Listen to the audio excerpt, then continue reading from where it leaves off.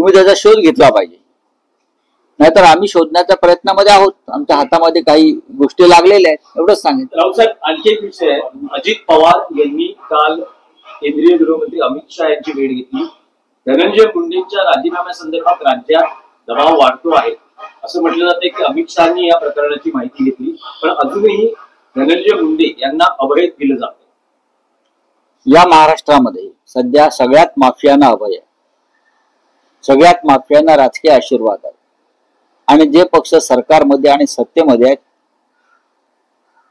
तर अनेक मंत्री हे थेट माफियांशी संबंधित, खंडणीखोरांशी संबंधित आहे. धनंजय मुंडे यांच्या राजीनाम्यासाठी सर्व स्तरावर दबाव आहे, आक्रोश आहे. अजित पवारांची हिंमत नाही आणि देवेंद्र फडणवीस यांची हिंमत नाही, कारण ही संतोष देशमुख यांचा खून, सोमवंशी सूर्यवंशी यांचा खून हे फार मोठं षडयंत्र आणि कारस्थान होतं. त्याच्यामध्ये नक्की काय आहे हे सांगण्यापेक्षा आपली मतबँक सांभाळण्यासाठी,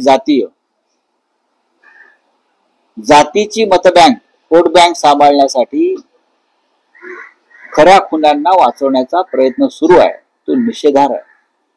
धनंजय मुंडे यांच्या लोकांनी ज्यांचे खून केले ते त्यांच्या समाजाचे आहे, समजलं का? 90% खून हे बीड भागातले, बीड किंवा केज या भागातले, परळीतले हे त्यांच्या समाजाचे आहेत. या जात आणू नका. अपराधी असतो, अपराध्याला खून जात आणि धर्म नसतो. चला, सूर्यवंशी यांच्या कुटुंबियांनी सरकारने दिलेली मदत नाकारली. तुम्ही खून करायचे आणि खुनाची किंमत मोजायची, हा काय प्रकार?